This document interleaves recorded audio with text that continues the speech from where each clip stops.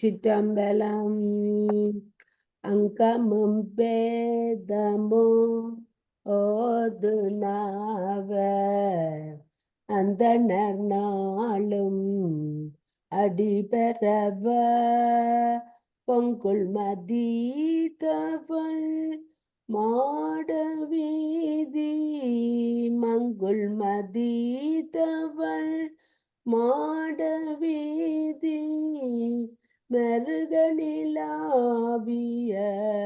மைந்த சொல்லாய் சங்கையல்லார் புனல் செல்வமல்கும்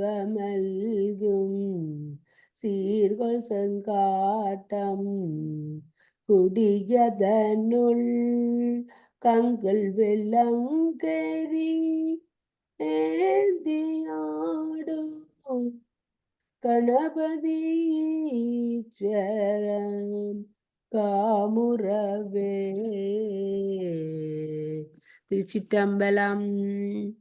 நாங்கள் இந்த அருமணாவலரின் சைவ சித்தாந்த கருத்துக்களோட நாங்கள் இன்றைக்கு புவனம் என்ற ஒரு தலையங்கத்திலிருந்து நாங்கள் படிக்க வேண்டி இருக்குது. அப்ப புவனம் நான் தொடங்குங்க. தனு கரண புவன பூவத்துல தனு கரண படிச்ச நாங்கள் இப்ப இந்த புவனத்தை பற்றி படிக்க போறோம். மாயாகாரியங்களான தனு கரண புவன பூவங்களை தான் நாங்கள் அதில் இருக்கிற புவனத்தை பற்றி படிக்க போறோம். ஓகே, தனா படியுங்க. திருச்சிற்றம்பலம். புவனம் இறைவன் எண்ணில்லாத அண்டங்களையும் அவற்றில் ஒவ்வொன்றிலும் பல கண்டங்களையும் அமைத்துள்ளான். அவற்றில் எதுவேனும் ஓர் நாட்டில் ஓர் ஊரில் உயிர்கள் செய்த புண்ணிய பாவங்களுக்கு தக்கவாறு பிறக்கச் செய்கின்றார். ஓகே, பிறக்கச் செய்கின்றார். இறைவன்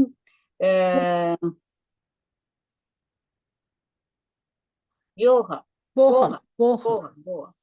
உயிர்கள் 5 இந்திரிய வழியாக நுகர விரும்பும் அனுபவங்களையும் இறைவனே கொடுக்கின்றான். மேற்கூறிய தனு கரண புவன புவங்கள் ஆறுயிர்க்கு ஆண்டவன் கொடுக்கும் பேறுகளாம்.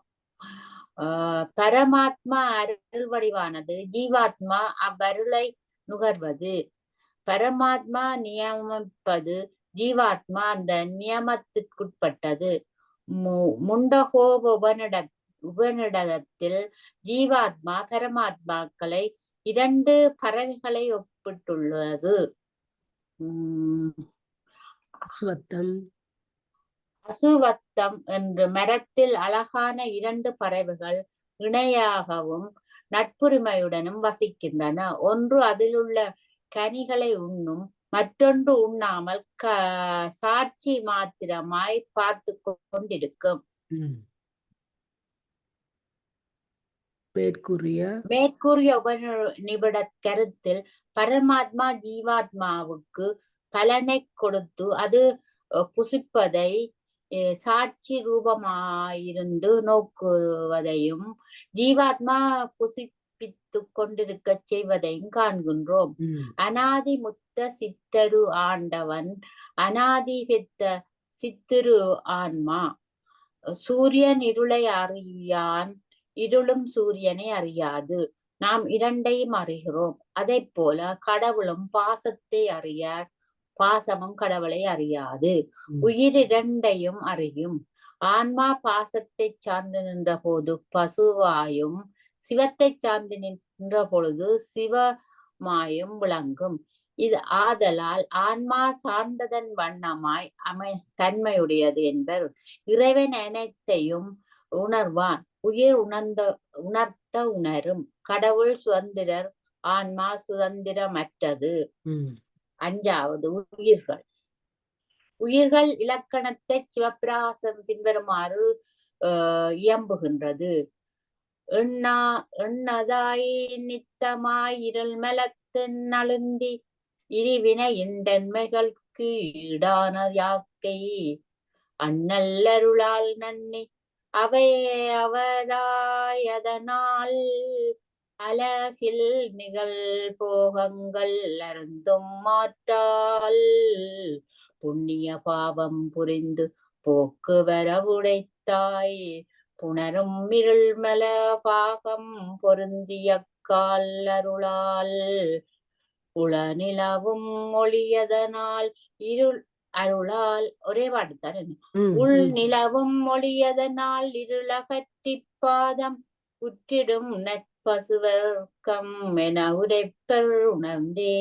இந்த செட்டியான அருமையான ஒரு பாட்டு, நிறைய தத்துவம் இது கிடக்கு. சிவபிராசத்துல நாங்க படிச்ச நாங்கள் வாசியம் இதுலயே சொல்லுவினோம். உயிர்கள் உடையதனாக உள்ளன. அவை செய்த நல்வினை தீவிரைகளுக்கேற்ப இன்ப துன்பங்களை அனுபவிப்பதற்பொருட்டு அதற்கேற்ற உடம்பினை ஆண்டவன் கொடுக்கின்றான். உயிர்கள் அகிரிணை உயர்திணை உடம்புகளால் எண்ணிறந்த போகங்களை புசிக்கின்றன. புசிக்கும் காலத்தில் புண்ணிய பாவங்கள் மீண்டும் ஈட்டுகின்றன. அதனால் பிறத்தல் இறத்தல் மீண்டும் மீண்டும் அங்காளியிடும்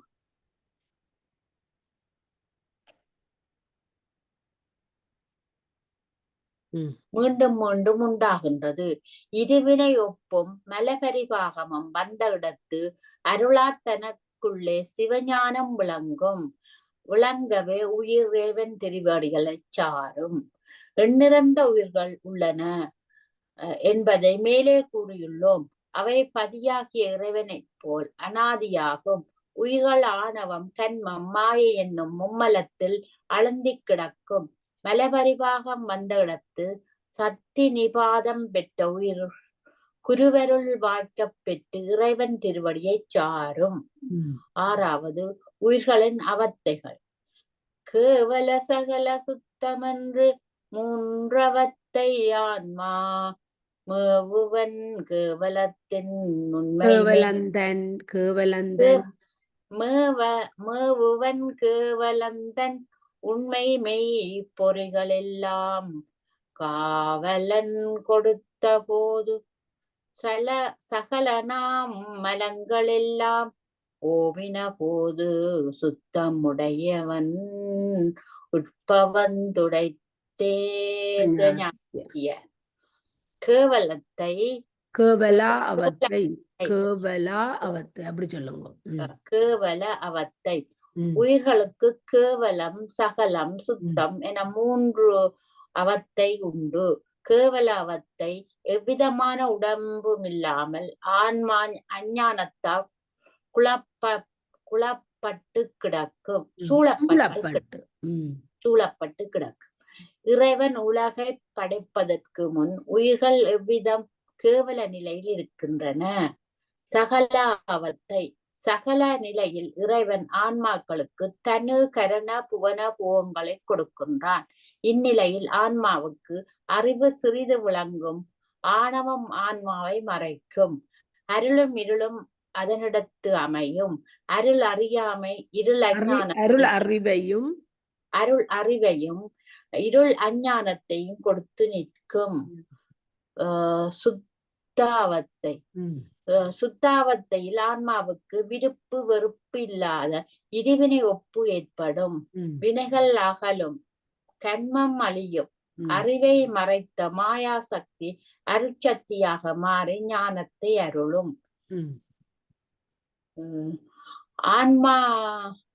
ஆன்மாவுக்கு வேறொரு வகையில் ஐந்து அவத்தை உண்டு. படை கொடு பவனி போதும் பார் மன்னன் புகும் போதில்லில் கடைதொறும் விட்டு விட்டு காவலும் விட்டு பின்னர் அடைதருந்தனியே அந்த புறத்தில் அதுபோல் ஆன்மா உடனில் அஞ்சவத்தை உருமுயிர் காவலாக. ஓர் அரசன் அமைச்சர்களோடும் படைத்தலைவர்களோடும் பரிசனங்களோடும் உலாவச் சென்று திரும்பி அரண்மனையில் புகும் பொழுது வாயில் தோறும் அவரவர்களை விட்டு கொடுத்து நிறுத்திவிட்டு அந்த புறத்து தன் செல்கின்றான். அதுபோல ஆன்மா ஆன்மா யாக்கிர நிலையில் ஆன்மா சாக்கிர நிலையில் புருவ மத்தியில் நின்று 35 கருவிகளோடு தொழிற்படும். ம். ஆஹ் சாக்கிரம் சொப்பனம். ம். சொ- சொற்பதில் ம். பிரணவாயு அது சித்தம் இல்ல, அது சுளுத்திய சொல்லு. சுளுத்தி. சுதிப்தி டக்கண்டேன் சாக்கிரம் சொப்பனத்தை சொல்லாமல் டக்கண்டு சுளுத்திக்கு வந்துட்டுது. சுளுப்தியில் அது சொப்பனத்தை தான். இல்ல சுளுத்திய சுளுத்திய சுளுத்திதான். சுளுத்திய சொல்லும். சுளுத்தியன்னு சொல்லும். அது பின்ன பேர். சுளுத்தில் பிரணவாயு சித்தம் புருடத்தத்துவம் இவற்றோடு நெஞ்சில் தொழிற்படும். துரியத்தில் தொப்புளில் பிரணவாயு புருட தத்துவம் இவற்றோடு தொழிற்படும். துரியாதீனத்தில் மூலாதாரம் புருடத்துவம். 2ஆவதா சொல்லல சொப்பன எழுதாம விட்டுட்டினா மறந்து போச்சு. உயிர்களை அப்ப இப்ப எங்களுக்கு தெரியும். இங்க பாரும் அவத்தை இடம் சாக்கிரம் வந்து கழுத்துல 25 சொல்லி சொப்பனம் கழுத்துல 25 சுளுத்தி இருதயம் 3ல இது நாங்க ஏற்கனவே படிச்சிருக்கிறபடியா எங்களுக்கு இது டக்கண்டு விளங்குது. நாபில 2 மூலாதாரத்துல உயிர்கள் பாசம். அந்த ஒரு மந்திரி வெளியில போயிட்டு வந்து அமைச்சர்களோட ஒவ்வொரு தர அவன் இடத்துல விட்டுட்டு கடைசியா அந்த புறத்துக்கு போறது. இப்ப இதுக்கு தானன்னு நல்ல வடிவ இதுல பிரிச்சு எங்களுக்கு சொல்லி இருக்கிறோம். ஒரு இடத்துலயும் சொல்றவதான். ஆனா இங்கதான் அந்த அந்த அந்த கதை என்னத்துக்குன்றது எங்களுக்கு இல்ல என்னத்துக்கண்டு இந்த இந்த சாக்கிரம் சொப்பனம் இந்த புருவ நடுவில 35 பிறகு விட்டுட்டு 25 மெச்சத்தை விட்டுட்டு 3 2 1 2 கடைசியா போய் தனியா மூலாதாரத்துல புருடன். 7 பாசம். 7வது பாசம். உயிர்களை நன்வினை செய்ய ஓட்டாது தடுக்கும் தடைகள் சில உள. அவற்றை பாசம் என கூறுவர். பாசம் ஆணவம் கன்மம் ஆணவம் மாயை கன்மம் என மூவகப்படும். அவற்றை மும்மலங்கள் என கூறுவர். இதனை சிவஞான சித்தியார் மும்மலம் நெல்லினுக்கு முளையொடு தவிடு போல் மம்மர் செய்து அணுவினில் உண்மை வடிவினை மறைத்து நின்று பொய்மை செய் போக வந்த போத்திருத்தவங்கள் பண்ணும் என கூறுகின்றது. ஒத்திர நல்ல விஷயம். இம்மலங்களை ஒரு நெல்லில் உள்ள முளை தவிடு பூமி இவற்றுக்கு ஒப்பிடப்பட்டுள்ளது. நெல்லிலிருந்து தோன்றும் முளைக்கு முளையை போல கன்மமலம், தவடு போல மாயாமலம், உயிரை போல ஆணவமலம் அரிசியை பொருந்தி நிற்கும். ஆணவம் என்பது அசுத்தம், சிறுமை, அஞ்ஞானம் என பொருள்படும். ஆணவம் அநேக சக்திகளை உடையது. உயிர்கள் தோறும் செம்பில் களிம்பு போல் சேர்ந்திருப்பது. உயிர்களின் அறிவை மறைத்து அஞ்ஞானத்தை புகட்டுவது. இறைவனை உணர ஒட்டாமல் தேடுவது. 83லேருந்து 87 வரை நீர் வாசிட்டு 5 பேஜ். நான் 5 பேஜ் 5 பேஜ் வாசிக்கும் அதான் தெரியல. பொறுமையாயிடும். இனி நான் அவளாம் இறைவனை உணர ஒட்டாமல் தெரியவே இல்லை. அந்த கன்மம் கன்மத்தை வினை எனவும் கூறுவர். மனிதனுடைய செயல்கள் யாவும் கன்மமே. நற்கருமங்களை நல்வினை எனவும் தீய கருமங்களை தீவினை எனவும் கூறுவர். நல்வினையால் வருவது புண்ணியம், தீவினையால் வருவது பாவம். புண்ணியம் இன்பத்தையும் பாவம் துன்பத்தையும் அளிக்கிறது. புண்ணிய பாவங்களே பிறவிக்கு காரணமாகிறது. ஆன்மா முன் செய்த கன்மத்தின் பயனை அனுபவிக்கும் பொருட்டு பல பிறவிகள் எடுக்கிறது. இக்கன்மம் சஞ்சிதம், பிராரப்தம், ஆகாமியம் என மூவகைப்படும். ஆன்மா பிறவிகள் தோறும் செய்த வினைகளின் நிலைக்களம் சஞ்சிதம் எனப்படும். இப்பிறவியில் அனுபவித்த பொருட்டு கொடுக்கும் இன்ப துன்பங்களை பிராரப்தம் எனவும் மேல் பிறவிகளில் அனுபவிக்கும் வினைகள் ஆகாமியம் எனவும் கூறப்படும். நல்வினைகள் ஒழுக்கம், அன்பு, அருள், ஆசாரம், உபசாரம், உறவு, சீலம், வழுக்கிலாத்தவம், தானம், வந்தனம், வணக்கம், வாய்மை, அழுக்கிலா துறவு, அடக்கம், உணர்வு, அர்ச்சனை என்பனவாம். கொலை, களவு, கட்குடி, காமம், பொய், தெய்வ நிந்தனை, குரு நிந்தனை, பெற்றோர் நிந்தனை முதலியன தீவினை செயலாம். மாயை ஆன்மாவை மயங்க செய்வதால் இது மாயை எனப்படுகிறது. மனித உடம்பு மாயை நின்றும் தோன்றியது. உடம்பு காரணமாக ஆசையும் வெறுப்பும் இன்ப துன்பங்களும் உண்டாகின்றன. ஆன்மாவுக்கு வேறொரு வகையில் 5 அவத்தை உண்டு. படை வேறொரு வகையில என்ன திருப்பி வந்துட்டேனோ? ஓ இல்ல இல்ல திரும்ப திருப்பி வந்துட்டேன். அது வேற. வேறொரு வகையில் பாம்பு தோலாகிய சட்டியை விட்டு போவதைப் போலவும், பறவைகள் முட்டை தோட்டினை விட்டு செல்வதைப் போலவும், கூடு விட்டு கூடு பாய்பவர் அல்லது பரகாய பிரவேசிகள் முன் உடம்பினை விட்டு வேறு சரீரத்தில் போவது போலவும் உயிர் ஸ்தூல உடம்பினை விட்டு பிரிகின்றது. பன்னகம் அண்டசங்கள் பரகாயத்தன்னில் பாய்வோர் துண்ணுதோல் முட்டையாக்கை துறந்து செல்வது போல உன்னிய உயிர்கள் தூள உடல் விட்டு வானீடு மண்ணிடும் நனவு மாறிக் கனவினை மரவுமா போல் சித்தியார்ல சொல்லியிருக்கு. குடம்பை தனிதொழிய புட்பறந்தற்றே உடம்போடு உயிரிட நட்பு என்று குறளை. முட்டையை பிரிந்த பறவையும் சட்டையை விட்டு போன பாம்பும் எப்படி திரும்பவும் முட்டையிலும் சட்டையிலும் நுழையாவோ அதுபோல ஸ்தூலத்தை விட்டு பிரிந்த சூக்கும உடலும் திரும்ப ஸ்தூலத்தில் பிரவேசிக்காது. நனவு மாறி கனவு நிலை அடைவது போல ஸ்தூல உடல் விட்டு சூக்கும உடலானது வானுநூடு செல்கிறது. சூக்கும சரீரத்தோடு இருக்கும் ஆன்மாக்களுக்கு ஸ்தூல சரீரத்தோடு இருப்பவர்களிடத்தில் பேசவும் விஷயங்களை அறிவிக்கவும் தொடர்பு வைத்துக் கொள்ளவும் முடியும். மரணத்தின் பின் இருள் உலகம் சார்ந்தவர்களுக்கு எவ்வித விடுதலையும் இல்லை. விருப்பம் போல் போக்குவரவு செய்ய இயலாது. புண்ணிய பகுதியில் சென்றவர்களுக்கு சுதந்திரம் உண்டு. அமலோகம், பிரமலோகம், விஷ்ணுலோகம், சிவலோகம் முதலிய இடங்களுக்கு போய் வரவும் வழிபடவும் முடியும். சூக்கும உடல் பற்றி சென்ற உயிர்கள் புண்ணிய பாவங்களுக்கு தக்கபடி இன்ப துன்பங்களை நுகர்ந்த பின்னர் ஐஸ்வர்யம் நிரம்பியவர்கள் மனையிலோ தரித்திரமிக்கோர் மனையிலோ வந்து பிறக்கும். உண்டு நரக சுவர்க்கத்தில் உள்ளன கண்டுவிடும் சூக்கம் காரணமாக செல்வ வண்டு தொடர பரகாய யோகி போல் பிண்டம் எடுக்கும் பிறப்பு இறப்பெய்தியே. திருமந்திரம். பூதனா சரீரம் போனால் புரியட்ட ரூபந்தானே ஜாதனா சரீரமாகி இன்பந்துன்பங்கள் எல்லாம் நாதனாராணையுக்க நரகொடு சுவர்க்கம் துய்க்க தீதிலா அணுவாயோ நீ சேர்ந்திடும் ஜீவனெல்லாம் சித்தியார் வையத்துள் வாழ்வாங்கு வாழ்வன் வானுரையும் தெய்வத்துள் வைக்கப்படும். பூதனா சரீரம் என்றா தூல சரீரம், அது போனால் புரியட்ட காயம் சூக்கும சரீரம்.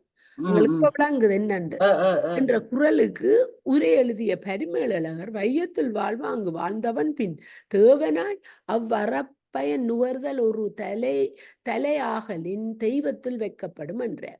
இதனால் உத்தம மனிதன் தேவனாவன் என்றும் அறப்பயன் நுகர்தற்கு தேவர்களின் இடமாகிய தேவலோகம் ஒன்று உள்ளதென்று நன்கு அறியலாம். யான் எனதென்னும் செருக்கறுப்பான் வானோர்க்கு உயர்ந்த உலகம் புகும். குறள். யான் எனது என்னும் அகங்காரம் இல்லாதவன் வானோர்க்கும் உயர்ந்த உலகத்தை அடைவான் என்பது இக்குறளின் கருத்தா.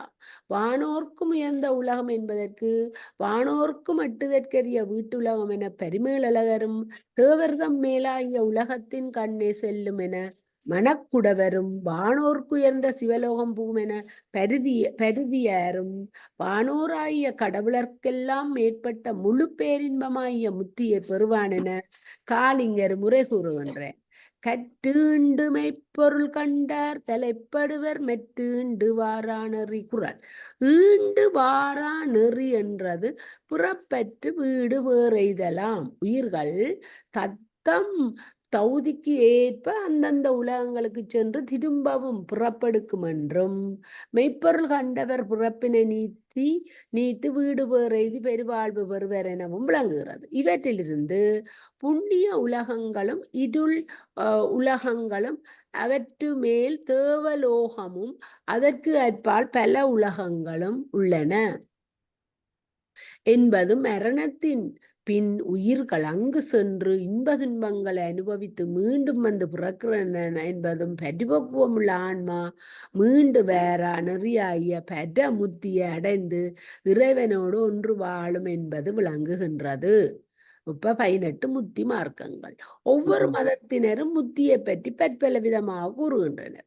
உலகாயுத மதத்தினர் அழகிய பெண்களை மணந்து இன்புறுதலை முத்தி எனவும், மீமாம்சகர் ஜாகாதி கர்மங்களைச் செய்த அம்மை கண்ணே ஸ்வர்க்காதி லோக போகங்களை நுகர்தலை முத்தி எனவும், பௌத்தர்கள் 5 கந்தம் அறக்கெடுதலே முத்தி எனவும், சைனர்கள் எண்குணமடைதலே முத்தி எனவும், வைசேடிகர் கல்போல் கிடத்தலே முத்தி எனவும், சாங்கியர் தத்துவங்களை பௌத்துணரும் விவேக ஞானமே முத்தி என்றும், அத்வைதிகள் வேதாந்த விசாரத்தால் தோன்றிய ஞானத்தால் மாயைக்கு வேறாகிய பிரம ரூபமே நான் என்று அறிவதே முத்தி எனவும், சிவசமவாதிகள் சிவசாரூப முதலிய பதவிகளை செவ்விதாக பெறுதலே முத்தி எனவும், சித்தாந்த சைவ சிவனடியைச் சேர்வதே முத்தி எனவும் கூறுவர். உள்ளமலன் நீங்கி ஓங்கு சிவானந்த வெள்ளம் திளைத்ததுவாய் மேவுதலே கள்ள வீழ் பூங்கொத்தார் விரிசடையார் கூறு சிவகாமத்தில் சித்தாந்த முத்தி என தேறு முத்தி நிச்சயம். ஆண் மாணவமல முதலானவற்றை நீக்கி ஒரு காலமும் குறைபடாத சிவானந்த பெருங்கடலில் திளைத்து அச்சிவனும் ஆன்மாவும் ஒன்றுமன்றி இரண்டுமன்றி நின்ற அத்துவித நிலையை பெறுதலே சித்தாந்த முத்தி என முத்தி நிச்சயம் கூறுகின்றது. பரமபதம் என்னும் எல்லாவற்றினும் உயர்ந்த கதியாய் காண்பானும் காட்டுவதும் காண்பதும் தோன்றாது அனுபவித்து அறிவது எனவும், சிவாசாயுச்சியம் என்பது சிவனோடு இரண்டர கலந்து பிரியாது அவனை பெறுவதாகும் எனவும் கூறுவர். காந்தம் இரும்பை இழுப்பது போல உயிர்களை இறைவன் தன் பக்கம் இழுத்துக் கொள்கின்றான். நெருப்பிலிட்ட இரும்பை நெருப்பானது தன்மயமாக்குவதைப் போல உயிர்களை சிவன் தன்மயமாக்குகிறான். நெருப்பு தன்னிலிட்ட இரும்பின் கரையை நீக்கி சுத்தி செய்வது போல ஆண்டவன் தனது அருட்சக்தியால் உயிர்களின் ஆணவத்தை அழித்து முத்தியை கொடுக்கிறான். உப்பானது நீரில் கலந்து நீருக்கு தன் தன்மையை அளிப்பது போல இறைவன் உயிர்களின் இலயித்து தனது குணங்களை எல்லாம் கொடுக்கிறார். இரச குளிசை செம்பில் உள்ள களிம்பை நீக்கி பொன்னாக செய்வது போல இறைவனும் ஆன்மாவின் ஆணவத்தை நீக்கி சிவமயமாக்குகிறான். கருப்பஞ்சாறு, தேன், பால், கனி, இரதம், கற்கண்டு முதலியவற்றை கலந்து உண்டால் உண்டாகும் இன்பத்தை போல ஆன்மா முத்தி இன்பத்தை அனுபவித்து சிவனோடு அத்திவித நிலையில் நின்று சிவானந்தத்தில் திளைக்கிறது. இவற்றிலிருந்து பற்பல சமயிகள் முத்தியை பற்பல விதமாக கூறுகின்றனர் என்பதை நன்கறியலாம். முத்தி பேற்றை பலர் பற்பல விதமாக கூறுகின்றார் எனினும் ஆன்மா இறைவனை எவ்வகையிலும் சார்ந்து இன்புறுதலே முத்தி என கூறலாம். அவ்வாறு முத்தி அடைவதற்கு நமது ஆன்றோர் வகுத்த வழிகளை சிறிது ஆராய்வோம். முத்தி அடைவதற்குரிய மார்க்கங்களை 4ஆக பகுத்துள்ளனர். அவை சரிய, கிரிய, யோக, ஞானம் என 4 வகைப்படும். இவற்றை முறையே தாசமார்க்கம், சத்புத்திர மார்க்கம், சகமார்க்கம், சன்மார்க்கம் எனவும் கூறுவர். இவற்றை கர்மம், பத்தி, யோகம், ஞானம் என கூறுவர் முலர். இந்நெறிகளை மேற்கொண்டொழிய ஆன்மாக்கள் முறையே சாலோக, சாமீப, சாரூப, சாயுச்சிய பதவிகளை அடைவர். முற்கூறிய 3 பதவிகளும் பதமுத்தி, 4ஆவதாகிய ஞானத்தால் அடையும் முத்தி பெறமுத்தி. இதனை சிவஞான சித்தியாரில் சன்மார்க்கம், ஜகமார்க்கம், சற்புத்திர மார்க்கம், தாத மார்க்கம் என்றும் சங்கரனை அடையும் நன்மார்க்கன் நாளவைதாம் ஞான யோக நற்கிரியா சரிய என நவிட்டுவதும் செய்வர். சன்மார்க்க முத்திகள் சாலோக்கிய, சாமீப்பிய, சாரூப்பிய, சாருச்சியம் என்று சதுர்விதமாம். முன்மார்க்க ஞானத்தாலே இது முத்தி முடிவென்பர். 3னுக்கு முத்தி பதம் என்பர். நாங்கள் படிச்ச எல்லாத்தையும் சாராக்கி இப்ப படிக்கிறோம். சாராக்கி பிள்ளைஞ்சு படிக்கிறோம். எங்களுக்கு அதான் டக்குன்னு விளங்கு. தாய்மானவர் இந்நாள் வகை மார்க்கங்களை அரும்பு, மலர், காய், கனி இவற்றுக்கு ஒப்பிட்டார். இது சரியை அரும்பு, மலர் கிரியை, ஜோகம் காய், ஞானம் கனி, இல்லாட்டி சாலோக, சாமீப, சாரூப, சாருச்சி அப்படியும் எடுக்கலாம். அப்ப விரும்புஞ்சரிய முதல் மெஞ்ஞானன் நான்கும் அரும்பு மலர்காய் அணிவோல் அன்றோ வராவரமே. அரும்பின்றி யார் சொல்றது? தாய்மானவர்.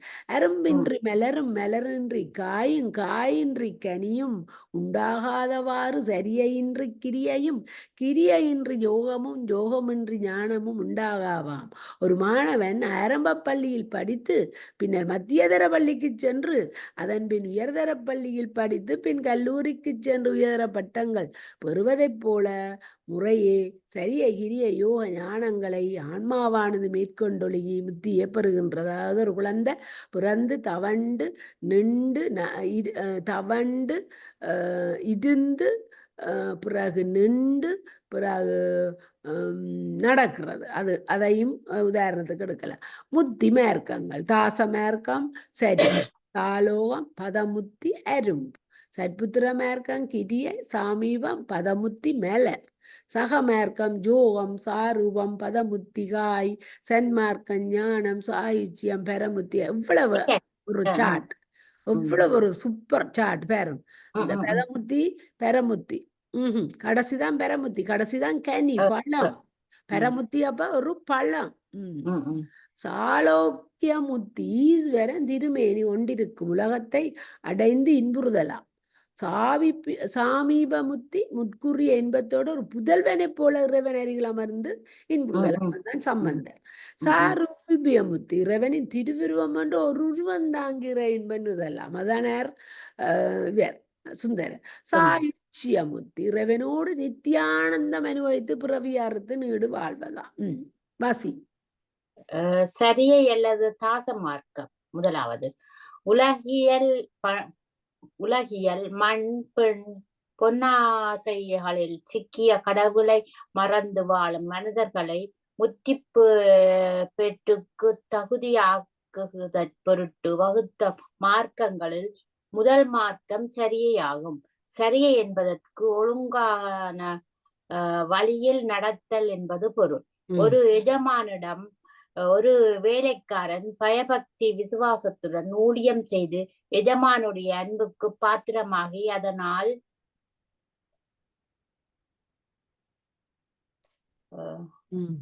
அடையக்கூடிய பேறுகளை பெறுவதைப் போல ஆண்டவனாகிய எஜமானிடத்தில் நாம் தொண்டாற்றி அவனால் அளிக்கப்படும் பேற்றினை பெறுவதற்குரியதாதலின் இதனை தாச மார்க்கம் என்பர்.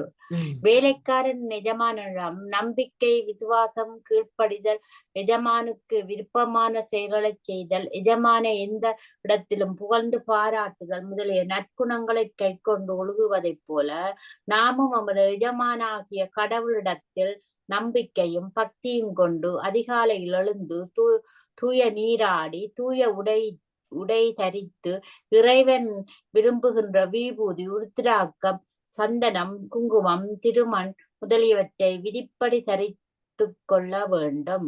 பின் ஆலயத்துக்கு சென்று ஆலயத்தை தூய்மை செய்து ஆண்டவனுக்குரிய மலர் பத்திரம் நிவேதனம் பொருட்கள் முதலியவற்றை கொடுத்து சந்நிதியில் நின்று இறைவன் பெருமைகளை புகழ்ந்த பாடி விதிப்படி ஆலய தரிசனம் செய்து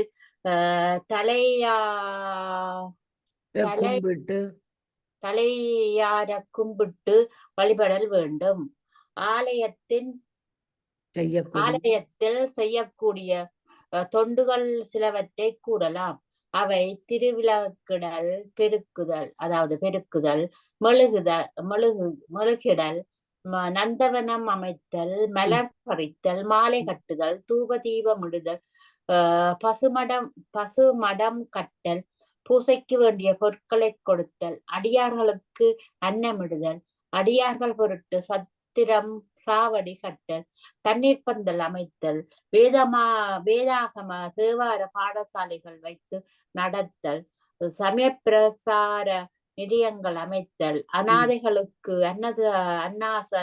அன்னசாலை அமைத்தல், இலவச கல்வி நிலையங்களும் கலாச்சாலைகளும் அமைத்தல் முதலியவைகளாம். சரியை மார்க்கத்திற்கான திருத்தொண்டுகளை அப்பர் சுவாமிகள் ஆரூர் தண்டகத்தில் தாண்டகத்தில் அரூர் தாண்டகத்தில் ஆரூர் தாண்டகத்தில் இது விளக்கி அவற்ற தாண்டகம் அப்பற்ற தாண்டம் இதை பெருமானென்னுதியேல் நெஞ்சே நீவா நித்தலும் மெம்பெரானுடைய கோயில் புக்கு புலர்வதனன் நலகிட்டு மலுக்குமிட்டு பூமாலை புனைந்தேத்தி புகழ்ந்து பாடி தலையாரை கும்பிட்டு கூத்துமாடி சங்கராசய போற்றி போற்றி என்னும் அலைபுரல் சேசஞ்சடையம் ஆதி என்றும் ஆரூரா என்றென்றே அலரானில்லே.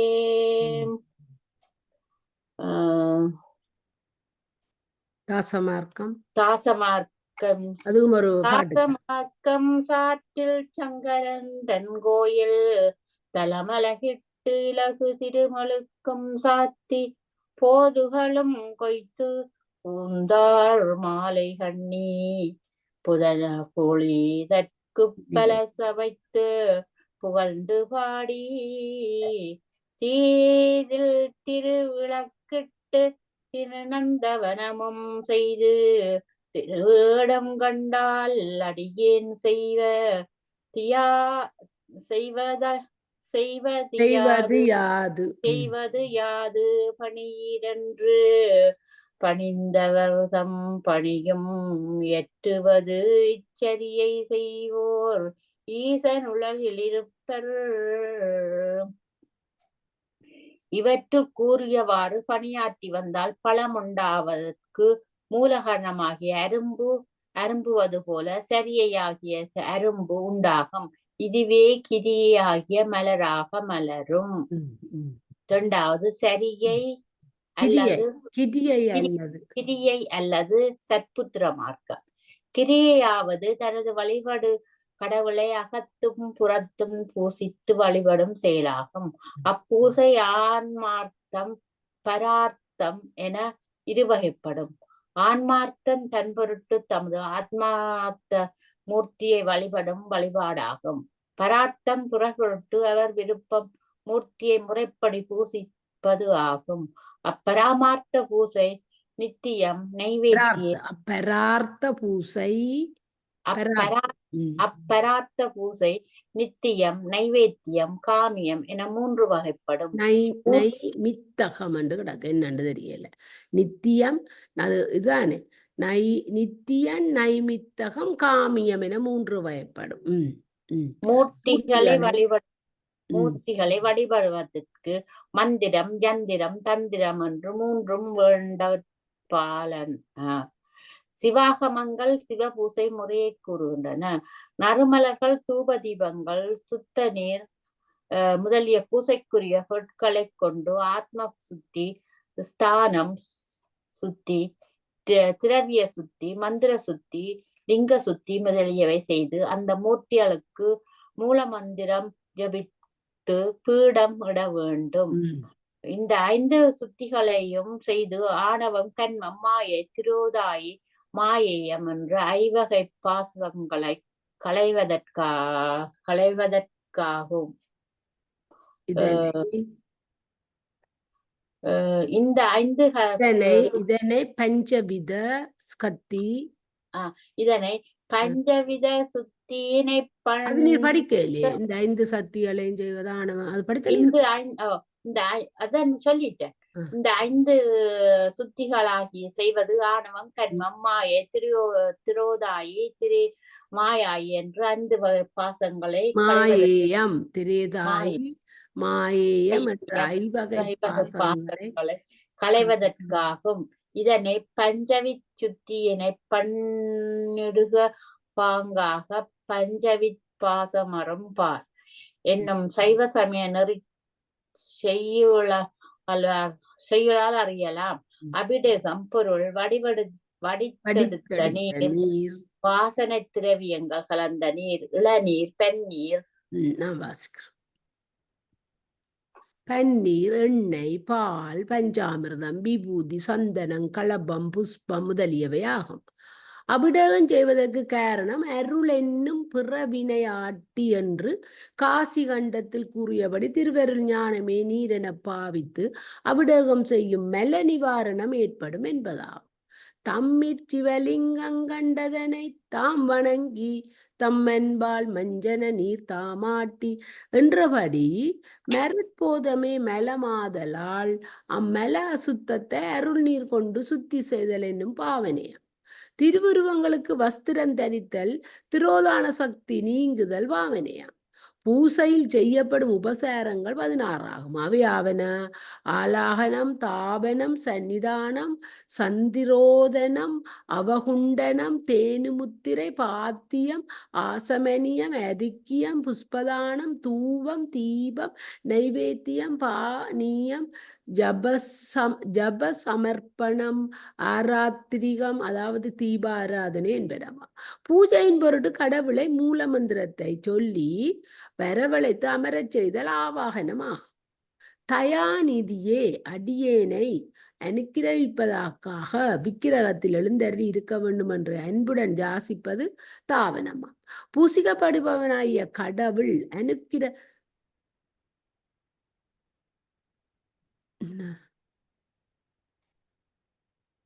பூசிக்கப்படுவனாகிய கடவுள் அனுக்கிரகிக்கும் தன்மையையும் பூசிக்கின்றவனாகிய தான் அனுக்கிரகிக்கப்படும் தன்மையையும் உண்டு பண்ணுவதே சன்னிதானம் ஆகும்.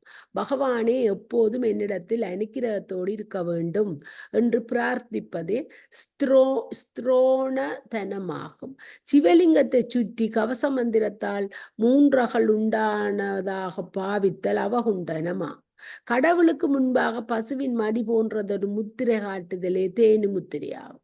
மூல மந்திரத்தை நம என்னும் இறுதியை உடையதாக உச்சரித்து ஜலத்தை திருவடிகளில் சமர்ப்பித்தல் பாத்தியமாம். மூல மந்திரத்தை ஸ்வாதா என்னும் இறுதியை உடையதாக உச்சரித்து 3 தரம் ஜலத்தை சமர்ப்பித்தல் ஆசமனியமாகும். மூல மந்திரத்தை உச்சரித்து கடவுளுடைய சிரசில் ஜலத்தை சமர்ப்பித்தல் அரிக்கியம் எனப்படும். மூல மந்திரத்தை உச்சரித்து புஷ்பங்களை சாத்துதல் புஷ்பதானம் ஆகும். கிரியாசக்தி ரூபமாகிய தூபத்தை சிவசன்னிதானத்தில் இடுவது ஆணவமலமாகிய அறியாமையை கிரிய சக்தியை கொண்டு நீக்குதல் எனும் குறிப்பினை உணர்த்துவதற்காகும். சிவபெருமானுக்கு தீபம் சமர்த்தலின் கருத்து சிற்சக்தியாகிய தீபம் ஆன்மாவின் அந்த மலத்தை போக்கி ஞானத்தை விளக்குதல் என்பதாகும். நைவேத்தியமாவது ஆன்மா குணமாகிய அகங்காரம், கற்பகம், குரோதம், மோகம் என்பவற்றையே அமுதாக சமர்ப்பிப்பதெனும் பாவனையாகும். வாசனை பொருந்திய தீர்த்தத்தை கடவுளுடைய திருப்திக்காக சமர்ப்பிப்பது பானீயமாகும். மூல மந்திரத்தை 108 உரு ஜபித்து அதை கடவுளிடத்தை ஒப்புவித்தல் ஜப சமர்ப்பணமாகும். ஆராத்திரிகம் என்பது பல வகையான தீபங்களை கடவுள் முன்பாக காட்டுதலாகும். ஒவ்வொரு தீபத்துக்கும் ஒவ்வொரு கருத்துண்டு. அவற்றுள் முக்கியமானவை 5 தட்டுக்களும் குடமுமா.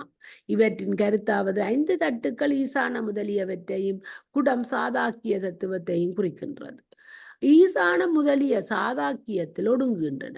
அச்சாதாக்கியமும் சிவத்திடத்தே ஒடுங்குகிறது என்பதா.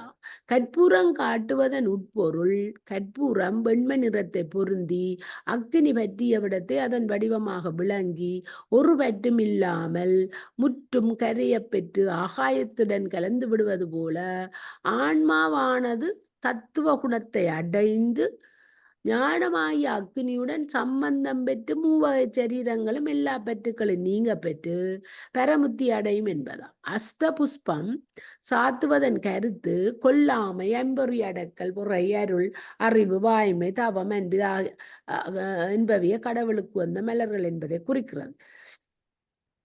இப்புத்திர மார்க்கத்தை சிவஞான சித்தியர் புத்திர மார்க்கம் புகழிற் புதியவர் எப்போது புகையொளி மஞ்சனம் அது முதல் கொண்டு 5 சுத்தி செய்து ஆசனம் மூர்த்திமானான் சோதியையும் பாவித்து ஆவாகித்து சுத்த பத்தியினால் அருத்தித்து பரவி போற்றி பரவினோடு எரியில் வருகாரியமும் பண்ணி நித்தலும் இக்கிரியைனை ஏற்றுவோர்கள் நின்மலந்தன் அருகிருப்பர் நினையுங்காலே என புகழுகிறது. கிரியையாகிய மலர், வெளித்தோற்றங்களாகிய இதழ், தேன், மகரந்தம் முதலிய அனைத்தை முதிர்த்து பிஞ்சாகி முதிர்ந்து ஜோகமாகிற காயாகும். படியும் ஜோகத்தை. 3வது யோகம் அல்லது சகமார்க்கம். பக்தன் தனது வெளித்தோற்றத்தின்களை துறந்து உள்ளடக்கி இறைவனோடு ஒன்றி இறையின்பம் நுகர்தல் யோகம் எனப்படும். யோகம் என்பதற்கு சேர்க்கை என்பதும் பொருள். ஜீவாத்மா பரமாத்மாவோடு உள்ளத்தால் சேர்ந்துரைதலா. கீழும் மேலுமாக போகும் உச்வாச நிச்வாசங்களாகிய வாயுக்களை அடக்கி சுசுனையில் பிராணவாயு புகும் வண்ணம் நிறுத்தி மனத்தை புற விஷயங்களில் போகவிடாது செலுத்த வேண்டும். பின் மூலாதார சுவாசிஸ்தானம் மணிப்பூர அமனாதம் விசித்தி ஆஞை என்னும் 6 ஆதாரங்களை அறிந்து அவ்வாதாரங்களில் உறையும் விநாயகர் முதலிய அதிதேவதைகளை தியானித்து அசபா சக்தி இறைவடிவாய் நிற்கும் நிலையறிந்து மேலேறி பிரம்மதந்திரம் வரை சென்று அங்குள்ள தாமரை முகையை அலரச் செய்து அம்மூல மண்டலத்தை மூலாக்கினியால் இழக்கி அவ்வழியாக ஒழுகும் அமுதத்தை தேகம் முழுவதும் நிரப்பி முழு ஜோதியை தியானிக்க வேண்டும். யோக மார்க்கம் இயமம் நியமம் ஆசனம் பிராணாயாமம் பிரத்யாகாரம் தாரணை தியானம் சமாதி என 8 வகைப்படும். இதனை அட்டாங்க யோகம் எனவும் கூறுவர். இந்த யோகத்தை திருமூலர் யமனியமே எண்ணிலாதனம் நயமுறு பிராணாயாமம் பிரத்தியாகாரம் சயமிகு தாரணை தியானம் சமாதி அயமுறும் மட்டாங்கமாவது மாமே என விளக்குகின்றார். இயமம் தன்னை அடக்குதல். இயமம் அகிம்சை, உண்மை, கல்லாமை, பிறர் பொருளில் விரும்பாமை, பிறர் பிரமச்சாரியம் என 5 ஆகும். நியமம் அதாவது தன்னை நிச்சயப்படுத்திக் கொள்ளும் நியமம். தலம் சுத்தி திருப்தி தவம் சுத்தி திருப்தி ஞான நூலாராய்ச்சி ஈஸ்வர ஆராதனம் என 5ஆம். ஆசனம் என்பது மேற்கூறிய யோகத்தை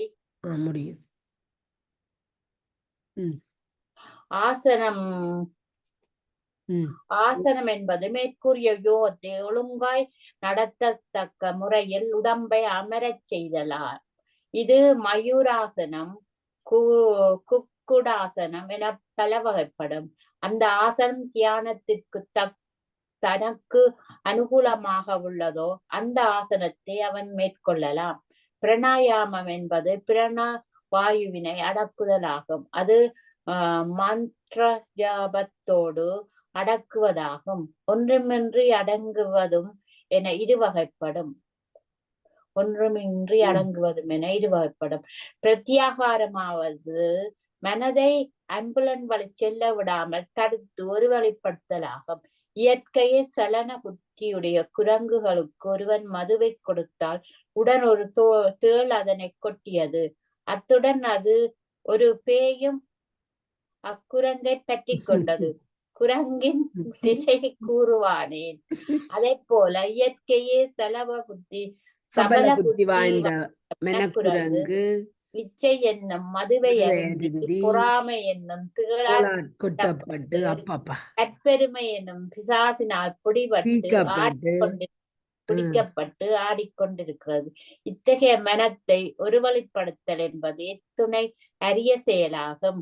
இது பற்றியே தாயுமானவரும் சிந்தையை அடக்கியே சும்மா இருக்கின்ற திறமரிது என கூறியுள்ளார் என்று கூறியுள்ளார். இயம நியம ஆசான பிராணாயாமம் பெற்றவர்க்கே மனத்தை அடக்கும் ஆற்றல் உண்டாகும். தாரணை முத்தி சிப்பி கடலின் மேற்பாகத்தில் வந்து அசுவதி நட்சத்திரத்தின் உதயத்தில் விழும் ஒரு மலை துளிக்காக காத்திருக்கின்றது. சுவாதி நட்சத்திரம் நான் இதை பார்த்துட்டு தான் உங்களுக்கு சொல்றேன். நான் சுவாதி நட்சத்திரத்துக்கு இந்த திறமை இருக்குன்னு. முத்துச்சிப்பி கடலின் மேற்பாத்துக்கு வந்து அசுவதி நட்சத்திரத்தில் விழும் ஒரு மலை துளிக்காக காத்திருக்கிறது. அதாவது சுவாதி நட்சத்திரம் என்று கூறுவர். நான் எனக்கு சுவாதி என்று சொல்லி உங்களுக்கு சொல்றேன். சொல்றேன். அத்துளி தன்னுள் பெரும் வாசியும் அத்துளி தன்னுள் விழுந்ததும் விரைவில் சிப்பியை மூடிக்கொண்டு கடலின் அடியில் சென்று பொறுமையோடு அதனை போற்றி வளர்த்து விலையுயர்ந்த ஆஹா. முத்தாக அதைப் போல முதலில் உபதேசம் பெற வேண்டும். அதன் பின் நமது மனதை வெளி விஷயங்களில் போகாமல் தடுக்க வேண்டும். அதன் பின் நிம்மதியான தியானத்தில் இருக்க வேண்டும். ஆஹ் இதுவே இதுவே தாரணை. தாரணை ஆகும். அதுக்குத்தான் நாங்கள் இதெல்லாம் நல்லா படிச்சாதான் எங்களுக்கு அந்த ஜோகம் கைகூடும். இல்லாட்டி எங்களுக்கு மனம் இதாண்டும். தியானம். தியானம் மனதை இறைவனிடத்தில் சலனமின்றி நிலைநிறுத்தி வழிபடல் தியானம் எனப்படும். அப்பொழுது யான் எனது எண்ணம் அகங்கார மமகாரங்கள் அறவே கெடும். அதுவே தியான நிலையாகும். சமாதி மனம் சுயபோதத்தை இழந்து இறையருளை தோய்ந்து நிற்கும் நிலையே சமாதியாகும். போதாதீத நிலை என இதனை கூறுவர். சகமார்க்கமாகிய இந்த அட்டாங்க யோக முறையை சிவஞான சித்தியார் நீங்க படிங்க முடியுதானே? நீர்படி களைச்சு போனீரா? இல்ல இல்ல நீங்க கடைசி 102 வாசிக்கிறேன். நீர்படி. சகமார்க்கம் புலனொடுக்கி சகமார்க்கம் புலனொடுக்கி தடுத்து வழி இரண்டும் சலிப்பற்று முச்சதுர முதலாதாரங்கள் அகமார்க்கம் அறிந்து அவற்றின் அருள் பொருள் உணர்ந்து அங்கு அணைந்து போய் மேலேறி அலர்மதி மண்டலத்தின் முகமாக்க அமுதவுடல் முட்டத்துக்கே முழுச்சோதி நினைந்திருத்தல் முதலாக வினைகள் உகமாக்க அட்டாங்க யோகம் முற்றும் உளத்தல் உழந்தவர் சிவத்திறன் உருவத்தை பெறுவர் என விவரிக்கின்றது. யோகமாகிய காயே முதிர்ந்து நற்சுவையும் நன்மணமும் உடையதாகி ஞானமாகிய கனியாகின்றது. 4வது ஞானமாகிய கனியாகிறது. ஞானமாகிய கனியாகின்றது. 4வது ஞானம் அல்லது சன்மார்க்கம். சன்மார்க்கம் என்பது சில கலைகள், புராணங்கள், வேதங்கள் முதலிய வேதாகமங்கள் முதலிய சாத்திரங்கள் அனைத்தையும் ஆராய்ந்து அவற்றுள்ள சாரத்தை குறிவிடத்தில் கேட்டு கேட்டவற்றை சிந்தித்தவற்றை தெளிந்தவற்றை மேற்கொண்டு ஞானம் அதாவது அறிவு, ஞாதிரு அறிபவன், ஞேயம் அறியப்படும் பொருள் இவற்றை கடந்து மூன்றும் அல்லாத அத்துவீதியமாய் அகண்டாகாரமாய் சச்சிதானந்த சொரூபமாய் விளங்கும் பரம்பொருளின் நிர்விகற்ப ஞானத்தால் செய்யும் ஆராதனையாகும். இதனை செய்தவர் பரமுத்தி அல்லது சாயுச்சியத்தை பெறுவர். சிரத்தை உள்ளவனுக்கு ஞானம் கிடைக்கின்றது. அதனால் சாந்தி அடைகின்றான். ஞானம் பதிஞானம், பசுஞானம், பாசஞானம் என மூவகைப்படும். பதிஞானம் தற்பிரகாசம், பரப்பிரகாசம் என இருவகைப்படும். தற்பிரகாசம் ஒளி ஞானம், பரப்பிரகாசம் ஆன்மாவை கட்டுதல் ஆகும். சரி, நான் படிக்கிறேன். பசுஞானம் தற்சொரூபத்தை அறியாது பல வகையில் சந்தேகப்பட்டு நிற்பதாகும். பாசஞானம் உலக பொருள்களை பற்றி ஒருவாறு அறியும் அறிவாகும். பாசஞானமும் பசுஞானமும் ஞானம் அல்ல, பத்தி ஞானமே ஞானம். அதுவே பிரம்ம ஞானம். ஞானமின்றி மேற்கொள்ளும் யோகத்தால் முத்தி பெற இயலாது. அதனால் மோட்ச விருப்பமுள்ளவர் யோகத்தையும் ஞானத்தை மேற்கொள்ள வேண்டும்.